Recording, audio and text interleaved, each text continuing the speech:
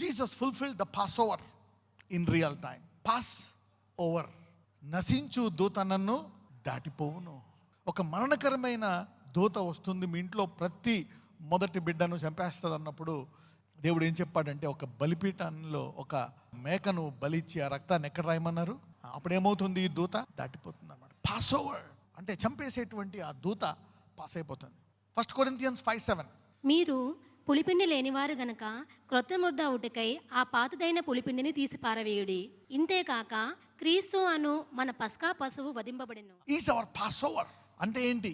ఇప్పుడు దాకా మనము సిలువ అంటే ఒక శిక్షగా చూసాం, మనం బాధపడుతున్నాం. నేను ఎప్పుడు చెప్తా ఉంటా, you lose what you don't claim. You need to claim some things. ఒక రకంగా మనము అందరి ప్రజల్లోంచి వేరుగా జీవించాలి. ఎలాగా? అందరికీ జరిగేది మనకు జరగకుండా ఈ రోజు నుంచి ఈ నూతన ఆరంభము నీ జీవితంలో దేవుడు ఆరంభించును గాక. ఏదైతే అనేకులకు చేస్తుందో ఇది నీ గృహాన్ని దాటిపోవును గాక. Pass over.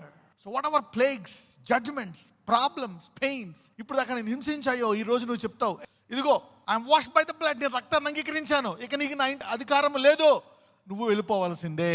వెళ్ళిపోయి నెక్స్ట్ టైం నుంచి రాగు. You have to pass over my home.